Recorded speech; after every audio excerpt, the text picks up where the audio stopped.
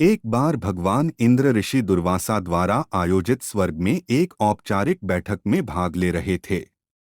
तब उस समय हर कोई एक गहन मंथन में डूबा था। पुंजिकस्थली नाम की एक अप्सरा अनजाने में उस बैठक में विघ्न पैदा कर रही थी। तभी ऋषि दुर्वासा ने उसे ऐसा नहीं करने को कहा। ऋषि दुर्वासा की कही गई बातों को उस अप्सरा ने अनसुना कर दिया। यह देखकर वो नाराज हो गए। तब ऋषि दुर्वासा ने उसे श्राप देते हुए कहा कि तुमने एक बंदर की तरह काम किया है, इसलिए तुम उसी प्रकार एक बंदरिया बन जाओ। ऋषि दुर्वासा के शाप की बात सुनकर अप्सरा को अपनी गलती का एहसास हुआ और वो उनसे रोते हुए क्षमा मांगने लगी। अप्सरा ने ऋषि दुर्वासा से कहा कि हे ऋषि, मुझे क्षमा कर दें। मैं आपको परेशान करने के लिए यह काम नहीं कर रही थी। मुझे इस बात का तनिक भी अंदाजा नहीं था कि मेरी ऐसी मूर्खता का मुझे ऐसा परिणाम मिलेगा।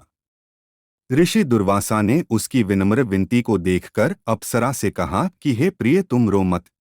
अगले जन्म में तुम एक भगवान से शादी करोगी, लेकिन वह एक बंदर होगा और तुम्हारा जो पुत्र होगा वह बंदर ही होगा, जो बहुत ही शक्तिशाली होगा और भगवान श्री राम का प्रिय भक्त होगा।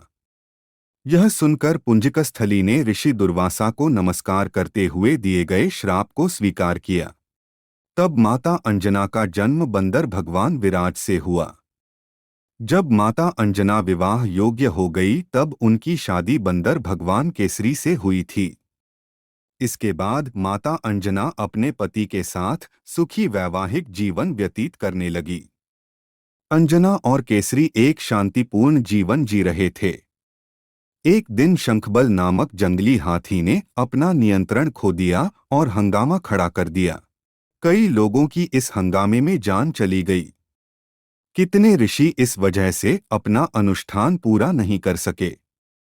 भगवान केसरी श्री शंखबल से बेहद प्रेम करते थे। भगवान केसरी ने अपने प्रिय हाथी को जब मार डाला तो वह बहुत शोक में डूब गए। यह देखकर संतों ने उन्हें यह वरदान दिया कि तुम्हारे घर एक बच्चा जन्म लेगा जो बहुत ही शक्तिशाली और हवा की शक्ति और गति के बराबर रहेगा। तब इस प्रकार भगवान केसरी के घर में माता अंजना ने भगवान श्री हनुमान को